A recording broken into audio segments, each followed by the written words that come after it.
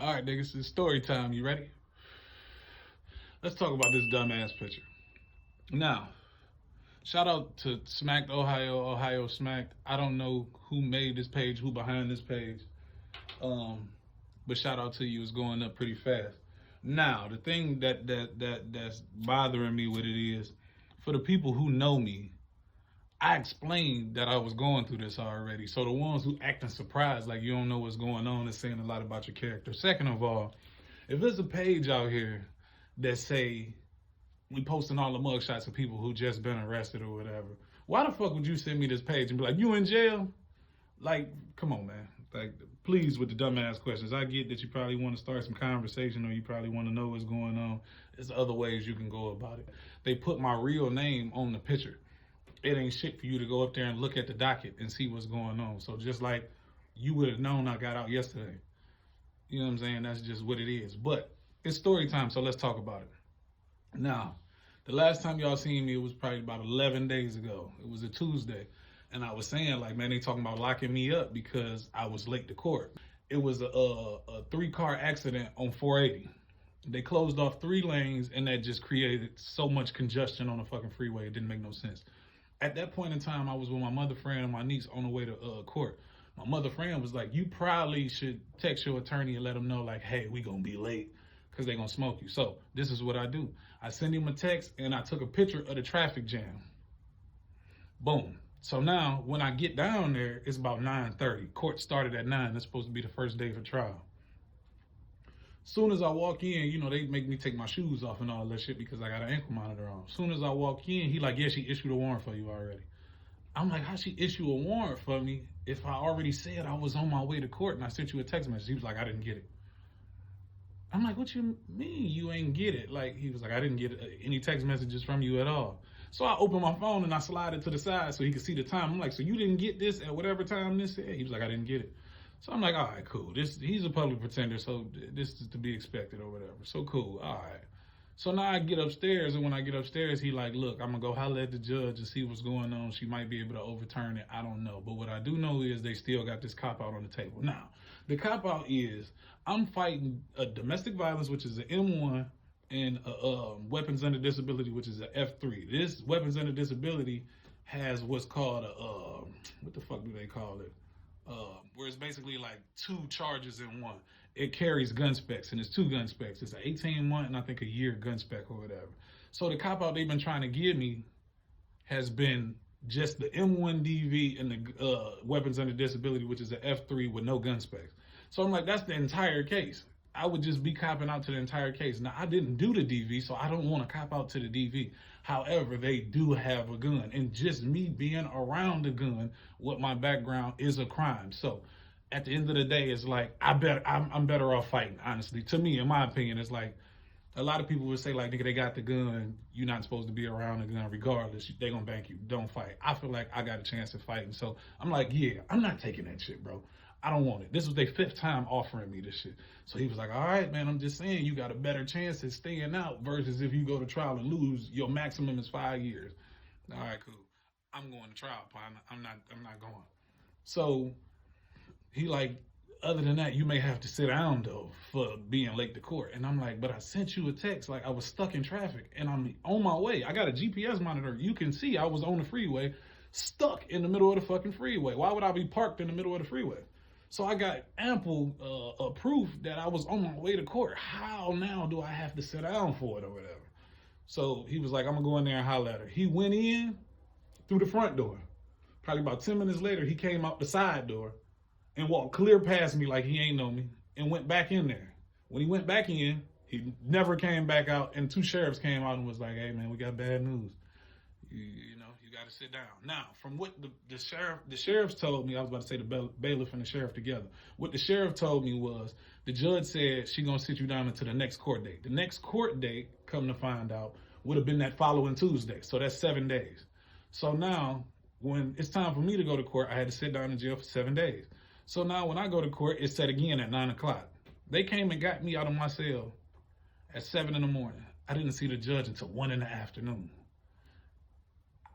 I'm not gonna say the obvious, but I didn't see the judge until 1 in the afternoon. So she was like, well, were you caught in an accident? Did you get into a car accident? I'm like, no, it was an accident and it prevented me from getting down here on time. And she was like, oh, okay, well, I didn't know that. Mind you, on this day of, when my attorney telling me she trying to lock me up, I'm already sick. That's why I was posting the messages and shit like, man, they trying to break me, and I think it's working because I had just got out of jail the day before. I wasn't even out a whole 24 hours because she sat me down for 3 days for the dirty urine. That's why AA Day didn't work, or why that didn't go. So then I turn around and I'm out for that Monday, and then I go back to jail that Tuesday morning for 10 days. So boom, just so you caught up and you know what's going on. So boom, she like, okay, so you was caught in a car accident. I'm like, no, it was a car accident on the freeway. It prevented me from getting here on time. This is where we at. I apologize, and not only that, I'm not trying to be difficult with the state. I just want to maintain my innocence. If we talking about that cop out, I just want to put that on record. She said, all right, cool. Well, I'm gonna respect, your motion for getting your bond reinstated. And she was like, you should be good by tomorrow. I got to make the final decision. I got to let the bond judge know what's going on, and I'll make the final decision tomorrow. And you should be out by tomorrow. So I'm like, all right, cool. That was Tuesday. I didn't get out until Friday night, which was yesterday. My whole thing is, not only is this shit, like, obviously they kind of fucking with me. I think because I'm not taking a cop out, that's why they fucking with me, trying to punish me. But here's why I didn't get out on time. So it took the bond commissioner, come to find out that she had to talk to the bond commissioner. He came and saw me that Wednesday morning and said, you'll be in court tomorrow morning, which would have been Thursday morning. So Thursday comes, I never go to court. Friday comes, they post on my docket that I went to court at, I think it was like 8 or 10 o'clock, some shit like that or whatever. And I was able to post bail. Now, this is where the kicker goes. I don't know if reinstating your bond, which I'm going to look it up after this, I don't know if reinstating your bond means that you're going to have the same bond or it means that you have a chance at having another bond. However, when she reinstated my bond, which it took her 3 days to do, when she reinstated my bond, now they talking about it's 10,000, 10%. So I had to come up with basically $1,000. The family wound up doing it. Shout out to the fam and Zoo. They wound up putting some money together to get me out or whatever. The shit that pissed me off was like, okay, so I got a personal bond the first time. Why we got to pay now for me to get out? Not only that, I'm still on house arrest. Not only that, trial was set at that day where I was late to court. That was the first day of trial. Now, on Tuesday, they talking about this is a pre-trial conference. What happened to trial all of a sudden? Not only that, now trial is October the 15th. So at this point in time, I'll be well over 100 days of being on house arrest and fighting this case. My only thing with y'all is, man, stop with the dumbass questions. Stop acting like you fake care and all that shit. I'm not mad or no shit like that, but just stop with the weirdo shit. Like, as you can see, I'm kind of going through a lot and I'm trying to figure it out. Please stop with the dumbass questions, man. I love y'all and I don't want to say no gangster shit to you. But all these dumbass questions that niggas is asking when the shit is obvious right here, that shit is really pissing me off. Shout out to the real genuine love and support, though. I appreciate that. I don't want to end this video on a bad note. I truly appreciate you even caring or having some type of concern. Just stop with the trying to make conversation or asking dumbass questions, like sending me this thing where obviously everybody on here is in jail. This is the crazy thing about the picture. Now, the picture say that I'm in jail for domestic violence and weapons under disability, which is true. But it said that my lockup day was September 9th. I told y'all on like day 20 or some shit like that what I was fighting, and I got locked up May 21st. So I don't know why they put my mugshot up. That was the new mugshot when I just got booked in that Tuesday after court. I had been to jail twice, which was that Friday before then and then that Tuesday. So that was the last mugshot that they put up there. I ain't gonna say it's false information or I'm mad at them or no shit like that. I mean, nor is this my fault, but had I not been in this position, I wouldn't have been on the page. I'm not mad at them. I mean, it is what it is. My whole thing is just please stop with the dumbass questions and the fake love. Like, if you care, there's ways you can go about it. They put my real name on here. So you can go look up my court document and see what the fuck is going on with me if you that interested. If not, man, don't come to me with no dumbass questions, because I promise you, like, at this point forward, I'm about to start saying gangster shit to niggas, because I think niggas be thinking because I'm so cool that I'm going to just be cool about everything. But nigga, I'm going through some real shit, and you asking dumbass questions is really, like, to a certain extent, if you just see that I just saw your shit and I didn't respond, that's probably why, because you asking a dumbass question. Not only that, I learned some things. And what I learned is throughout this situation, man, love, you don't have to, when you feel like you got to keep asking somebody or keep damn near trying to convince somebody to do something that they supposed to do out of love, that's not love. The people that's just been here with me, riding with me, been showing me what real love is because I didn't have to ask them to do this shit. I didn't have to. My mama Zuli and my other friend, they been holding it down. I ain't really have to been telling them shit. I ain't really been like, hey man, like only thing I could do for real behind that bitch was complain like, how they doing me like this? What is going on? And them three been working, figuring this shit out, and goddamn it, I'm back. So nigga, man, listen, if you feel like you gotta keep trying to convince somebody or keep telling them like, hey man, do this for me, or can you do this for me, man, that ain't, if they ain't getting to it, it ain't real love, especially if it's something they know you need, especially if they know you in a time of need. Man, if you gotta overextend yourself or just keep reminding them or some shit like that, man, that shit ain't real. That shit ain't real. Not only that, I also learned about self-preservation. I come to realize, man, when it come down to saving your own life, 9 times out of 10, most people gonna save their own life. It ain't too many people that's gonna sacrifice their life or extend some of their life force to help you survive in a time where they trying to survive on their own.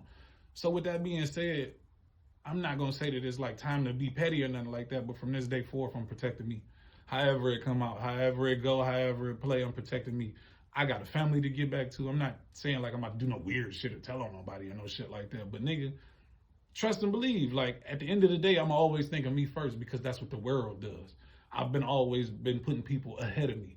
And now I've been realizing that in the times where I need people to be like, hey, forget what I got going on. I'm gonna kind of help you a little bit. Let's figure this shit out. People ain't been doing that. And even when I was behind the wall to people outside. So from this day forth, I'm gonna make sure I protect me first before any goddamn thing. Other than that, man, we back to regular scheduled programming. Like I said, trial start October 15th. I didn't mean to drag this out too long. I just wanted to let people know, stop asking me these dumbass questions and stop faking like you care. If you care and you there, then you there. If not, then, you know, please stop with that shit because I can tell the difference. I can tell the difference. I don't know if you know or not. I'm not about to sit up and say, I'm smarter than an average bear or all this extra shit. I can tell the difference, bro. Stop with that whole shit. Females, stop with that whole shit. Other than that, I'm back to reading. I told myself I wasn't gonna smoke these no more, but because I had 2 left, it was burning a hole in my pocket. And as you can see, I've been holding this entire time. So yeah, that's where we kind of at with that. And yeah, man, we back to regular scheduled programming. Tomorrow is still goddamn buy 2 get 1 free. We still rocking like that. But however, another thing, this last 90 days, when October 1st start, this last 90 days will be the last time you will be able to get studio time with me for $30 an hour. I'm about to change all this, and you will see. We ain't gonna even keep talking about it. You will see. We about to make some changes. This last 90 days of the year is the last time you'll be able to get $30 an hour from me. It will still, on Sundays, it will still be buy 2, get 1 free, and you'll be able to get 3 hours for $100. Other than that, I'm not doing no deals. And that's starting January 1st, 2026. So take advantage of these prices now, because starting January 2026 is going to be a different ball game. Like I said, shout out to the people that really had my back. Shout out to the people that was really there. Shout out to the people that genuinely had concern and wanted to know what was going on with me. I'm back. That's kind of what was going on. So we had like 14 minutes. Hopefully this story time wasn't too long for you.